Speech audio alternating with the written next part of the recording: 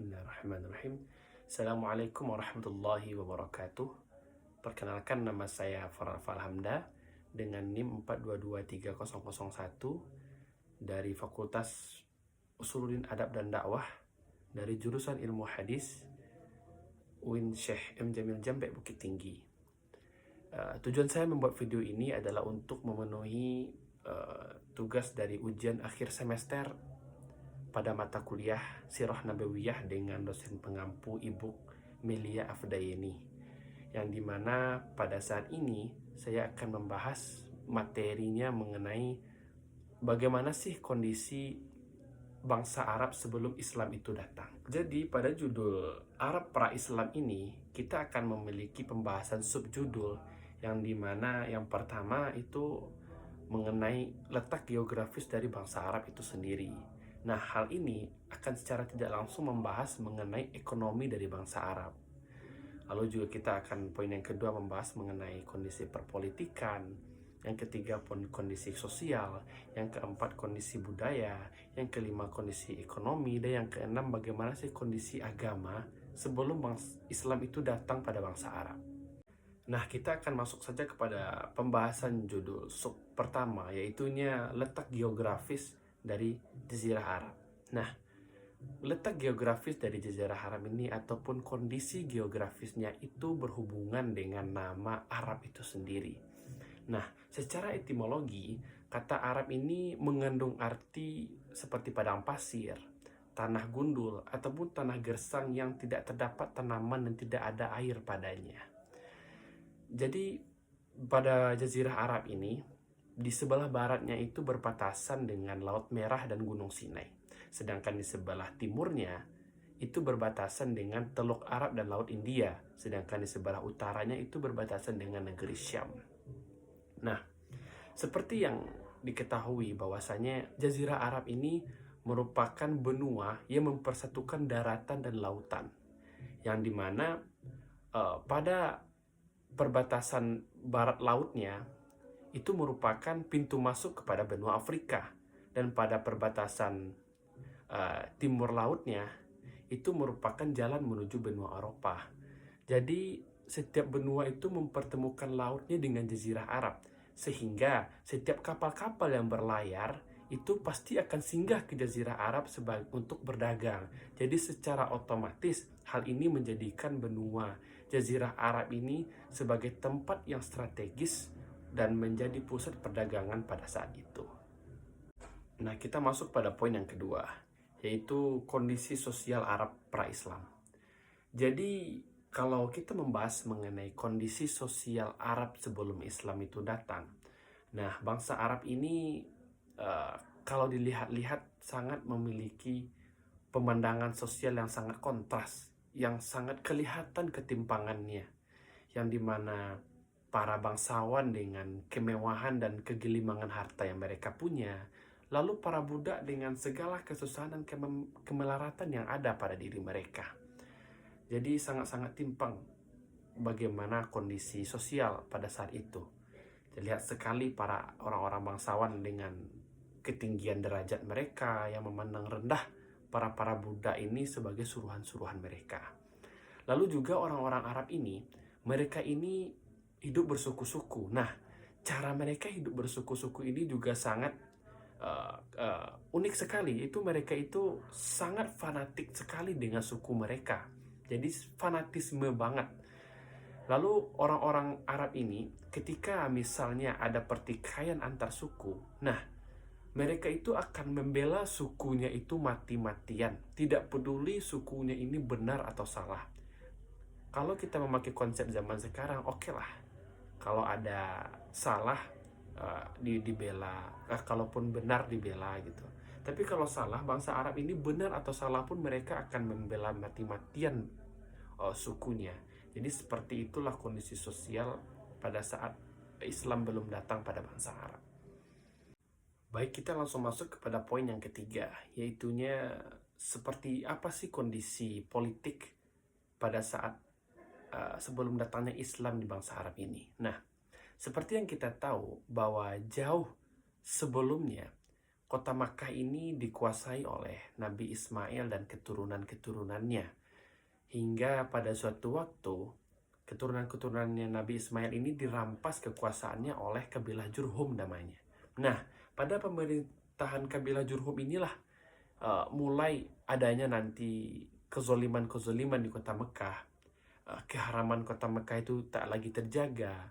Kesucian kota Mekah itu sudah terkotori. Nah, karena melihat hal ini terjadi, maka dari itu kabilah Kinanah dan kabilah Khuza'ah itu tidak tahan terhadap sikap mereka. Jadi kabilah Kinanah dan kabilah Khuza'ah ini langsung menyerang kabilah Jurhum.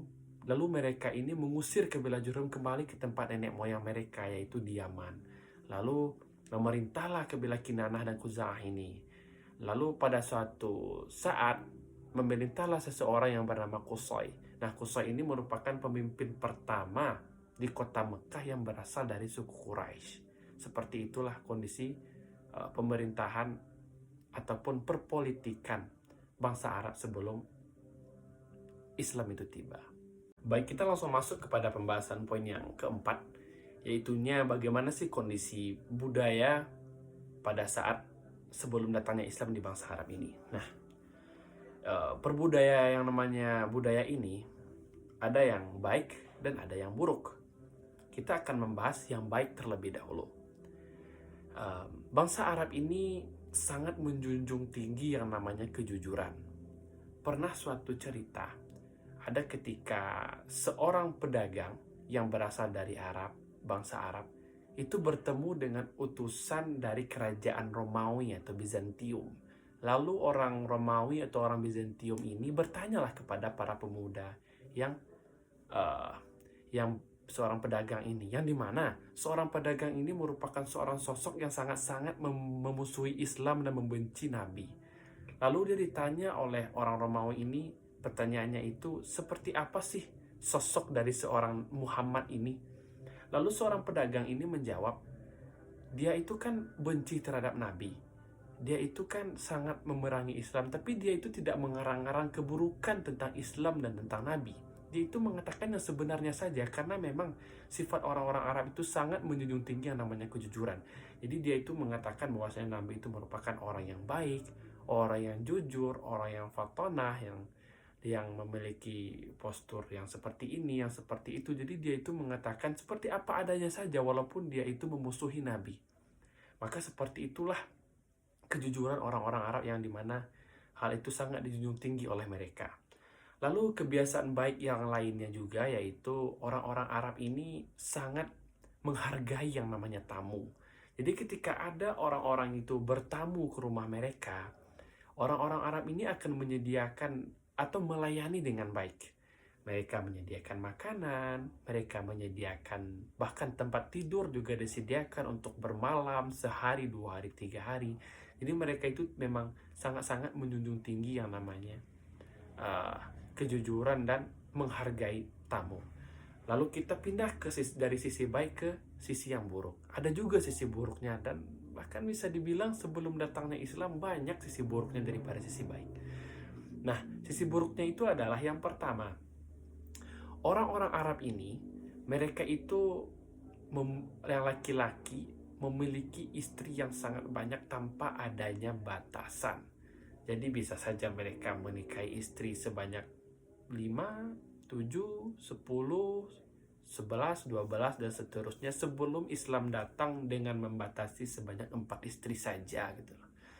Nah, lalu pada kebiasaan buruk yang kedua, orang-orang Arab ini mereka itu banyak mengubur anak perempuannya karena mereka merasa malu, dan banyak juga yang mengubur anak laki-lakinya karena takut miskin dan lapar.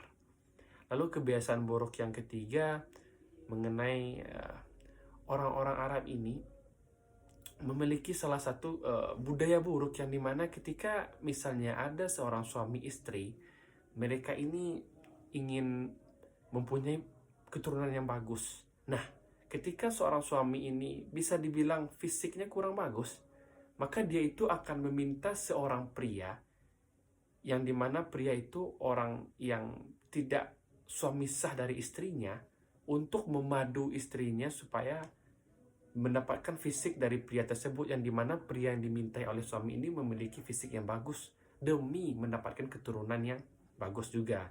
Jadi selagi istrinya ini belum hamil oleh pemuda tersebut, maka sang suami tidak akan menyentuh atau memadu istrinya seperti itu. Itulah kebiasaan buruk atau budaya buruk dari bangsa Arab. Ada baiknya dan ada buruknya juga. Baik, kita akan langsung masuk kepada poin yang kelima, yaitu bagaimana sih kondisi ekonomi bangsa Arab ini sebelum Islam datang. Nah, bangsa Arab ini merupakan bangsa pedagang, seperti yang kita bahas sebelumnya mengenai letak geografisnya, karena memang bangsa Arab ini letak geografisnya itu sangat-sangat strategis. Jadi orang dari berbagai benua itu berlaut ke benua lainnya, sehingga di Jazirah Arab untuk berdagang. Jadi maka dari itu berdagang ini merupakan hal yang sangat menguntungkan dan jadi pencarian hidup utama bagi bangsa Arab. Meskipun ada masyarakat pinggir negeri yang hidup, jadi otomatis kan tidak dapat letak yang strategis yang tadi. Jadi mereka yang berada di pinggir negeri ini, mereka itu hidup dengan cara bertani dan memelihara hewan ternak. Nah, kalau berbicara mengenai sisi industri dan kerajinan, bangsa Arab ini merupakan bangsa yang sangat ketertinggalan akan bidang tersebut. Adapun mengenai kerajinan, yaitu ya hanya ada tentang jahit menjahit dan menyamak kulit, dan itu pun didatangkan dari negeri Yaman, dari negeri Hirah, dan dari negeri Syam.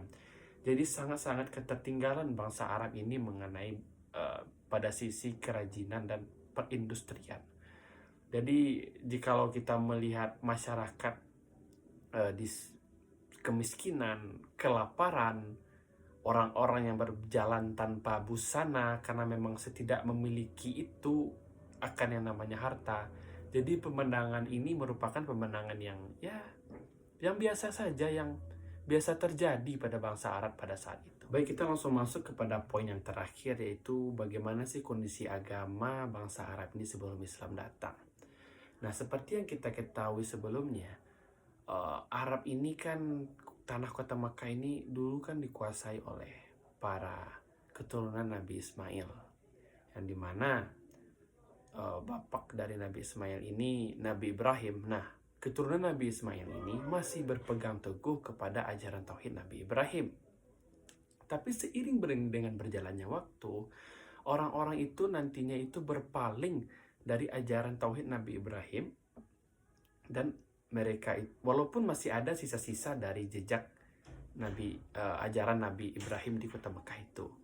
Nah, jadi adalah nanti orang-orang Arab ini yang beragama Nasrani, yang beragama Majusi, menyembah api, dan beragama Yahudi. Lalu nanti akan timbul pertanyaan di mana, lalu apa sih fungsi dari Ka'bah itu kalau Makkah itu banyak dikuasai oleh orang Nasrani, Yahudi, dan Majusi lain sebagainya?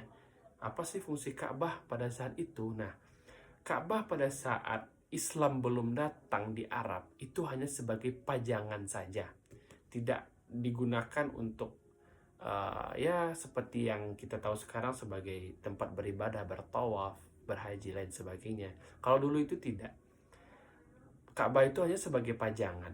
Jadi di depan Ka'bah itu, tepat banget di depan Ka'bah itu ada sebuah berhala besar yang bernama Hubbal, yang dimana Hubbal ini merupakan berhala yang pertama, yang utama, dan sangat disuci-sucikan dan disembah-sembah oleh orang Arab pada saat itu. Yang dimana Hubbal ini merupakan sebuah berhala yang berbentuk manusia, sangat besar berbentuk manusia. Lalu dia itu terbuat dari batu akik berwarna merah, dan tangannya itu, tangan kanan Hubbal ini dari emas.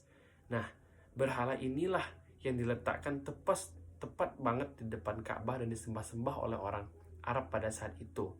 Nah, lalu di sekitar Ka'bah itu juga ada sekitar 360 berhala yang ukurannya ada yang sedang dan ada yang kecil. Jadi pada saat itu rata-rata orang Arab kondisi agamanya ya mereka itu menyembah berhala. Mereka tidak menggunakan fungsi Ka'bah sebagai beribadah dan menyembah Allah, tidak. Tetapi mereka itu hanya menjadikan Ka'bah sebagai pajangan, dan mereka meletakkan berhala di di depan Ka'bah dan menyembah berhala-berhala tersebut. Mungkin sekian penjelasan saya mengenai bagaimana kondisi bangsa Arab sebelum Islam datang, baik dari segi kondisi ekonomi, dari segi kondisi perpolitikan, sosial, budaya, kondisi agama, dan hal-hal lain yang juga dirasa penting. Mungkin sekian dulu penjelasan saya. Jikalau ada yang kurang, atau ada yang kurang tepat, atau ada yang ingin ditambahkan, boleh silahkan ditambahkan di kolom komentar.